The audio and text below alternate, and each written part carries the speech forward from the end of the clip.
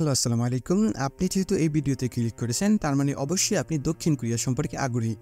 বেশি কথা না বলে আমরা সরাসরি ভিডিও টপিকে চলে যাই। আজকের এই ভিডিওতে আমরা আলোচনা করব সরকারিভাবে দক্ষিণ কোরিয়া যাওয়ার উপায়, দক্ষিণ কোরিয়া যেতে কি কি লাগে, লটারি ছাড়া দক্ষিণ কোরিয়া যাওয়ার উপায়, কোশ্চেন প্যাটার্ন সম্পর্কে এবং সর্বশেষ ভাষা শেখা, অর্থাৎ আপনি কোথা থেকে ভাষা শিখবেন।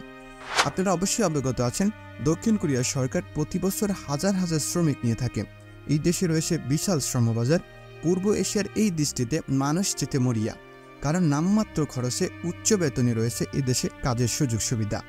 দক্ষিণ কোরিয়াতে কর্মরত শ্রমিকদের মতে সেখানকার ন্যূনতম মাসিক বেতন 1,80,000 টাকার কাছাকাছি। ওভারটাইম করলে বেতন গিয়ে দাঁড়ায় 3 লক্ষ টাকার মতো। বেশিরভাগ কোম্পানিতে নিজস্ব ব্যবস্থায় থাকা খাওয়ার সুযোগ রয়েছে। প্রতি বছর বাংলাদেশ থেকে কয়েক হাজার মানুষ দক্ষিণ কোরিয়াতে সরকারিভাবে যাওয়ার সুযোগ পাচ্ছে।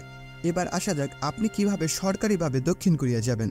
সরকারিভাবে দক্ষিণ কোরিয়া যাওয়ার একটি মাত্র মাধ্যম, আর সেটি হলো বুয়েসেল, অর্থাৎ Bangladesh overseas employment and services limited, যেটি সাধারণত দক্ষিণ কোরিয়াতে ভ্রমণকারী কর্মীর যাবতীয় কার্যক্রমের সঙ্গে জড়িত। এটি বাংলাদেশ সরকারের অধীনে একটি রাষ্ট্রীয় প্রতিষ্ঠান, যা বিদেশি কর্মসংস্থান সুযোগের সৃষ্টির জন্য কাজ করে। বুয়েসেল বিভিন্ন দেশে বাংলাদেশি কর্মীদের নিয়োগের জন্য নিয়োগকর্তাদের সাথে যোগাযোগ করে এবং কর্মীদের প্রেরণের প্রক্রিয়া সম্পন্ন করে।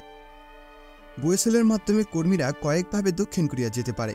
অনলাইনে বুয়েসেলে আবেদন করার মাধ্যমেই দক্ষিণ কোরিয়া যাওয়ার প্রক্রিয়া শুরু হয়। আপনি দুটি পদ্ধতিতে আবেদন করতে পারবেন। প্রথমটি হলো লটারি এবং দ্বিতীয়টি হলো ভাষা পারদর্শী। লটারিতে অ্যাপ্লাই করার পর যদি আপনার লটারিতে নাম আসে, এরপর আপনাকে ভাষা শিখতে হবে, তারপর ভাষা শেখার পরীক্ষা দিতে হবে। পরীক্ষায় উত্তীর্ণ হলে আপনাকে স্কেল টেস্ট দিতে হবে। দ্বিতীয় যে পদ্ধতি, সেটি হলো ভাষা পারদর্শী পরীক্ষা। এই পদ্ধতিটা লটারি থেকে একটু ভিন্ন। লটারির ক্ষেত্রে আপনি আগে লটারি ধরতেন, লটারিতে নাম আসলে এরপর আপনি পরীক্ষা দিতেন, কিন্তু ভাষা পারদর্শীর ক্ষেত্রে আপনাকে আগে ভাষা শিখতে হবে। আগে ভাষা শেখার পর আপনি যদি অ্যাপ্লাই করতে পারেন, এরপর আপনি পরীক্ষা দিতে পারবেন। এবার কথা বলবো দক্ষিণ কোরিয়া যেতে কি কি লাগে। দক্ষিণ কোরিয়া যাওয়ার যোগ্যতা আপনার মধ্যে অবশ্যই থাকতে হবে। এজন্য আপনার কিছু প্রয়োজনীয় কাগজপত্র লাগবে। প্রয়োজনীয় ডকুমেন্ট ছাড়া আপনি ভিসার জন্য আবেদন করতে পারবেন না। নিম্নে উল্লেখিত যোগ্যতা এবং ডকুমেন্ট লাগবে দক্ষিণ কোরিয়া যাওয়ার জন্য। প্রথমত, আপনার একটি বৈধ পাসপোর্ট থাকতে হবে। দক্ষিণ কোরিয়ার ভাষা দক্ষতা সার্টিফিকেট থাকতে হবে। আপনি যে প্রতিষ্ঠান থেকে ভাষা শিখবেন সে প্রতিষ্ঠানই আপনাকে এই সার্টিফিকেটটা দিয়ে থাকবে। Police verification certificate, medical certificate, passport সাইজের ছবি, স্কিল সার্টিফিকেট, অভিজ্ঞতার প্রমাণ, এসএসসি পাসের সার্টিফিকেট। বয়স সীমা আপনার অবশ্যই 18 থেকে 39 বছর পর্যন্ত হতে হবে এবং সর্বশেষ কালার টেস্ট পরীক্ষায় উত্তীর্ণ হতে হবে। তবে এখানের ম্যাক্সিমাম কার্যক্রমগুলো আপনি যখন ভাষা পরীক্ষায় উত্তীর্ণ হবেন তারপরে শুরু হবে। আপনাকে পরীক্ষা অ্যাটেন্ড করতে হলে সর্বপ্রথম লাগবে আপনার একটি বৈধ পাসপোর্ট এবং ভাষা শিক্ষা, অর্থাৎ আপনি যদি কোরিয়ান ভাষা পারেন এবং আপনার কাছে যদি একটি বৈধ পাসপোর্ট থাকে, তাহলে আপনি কোরিয়ার ভাষা পরীক্ষায় দিতে পারবেন। এরপর আপনি ভাষা পরীক্ষায় উত্তীর্ণ হলে প্রয়োজনীয় কাগজপত্র আপনার লাগবে। এবার আলোচনা করব লটারি ছাড়া কিভাবে আপনি দক্ষিণ কোরিয়া যাবেন। দক্ষিণ কোরিয়ায় কাজের উদ্দেশ্যে গেলে আপনাকে অবশ্যই ইপিএসএ প্রোগ্রামের আওতায় যেতে হবে।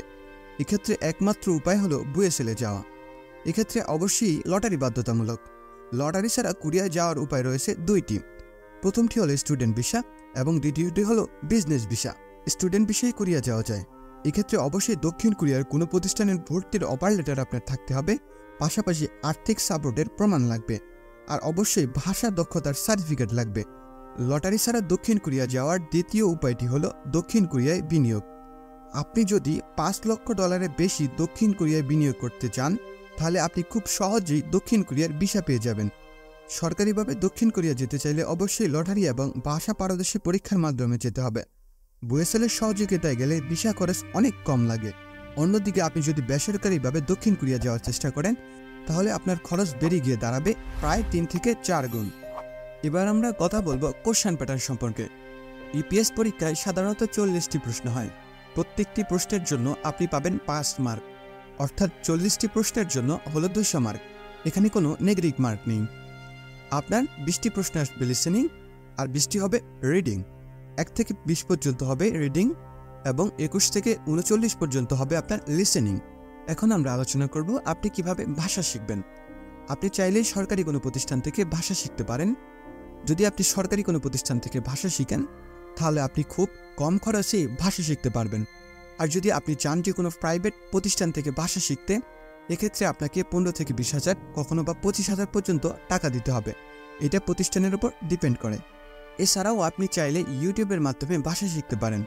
ইউটিউবে এমন অনেক চ্যানেলই আছে যারা ফ্রিতে কোরিয়ান ভাষা শেখায়, তাদের মধ্যে আমিও একজন। আপনি চাইলে আমাদের চ্যানেলের ভিডিওগুলো দেখতে পারেন।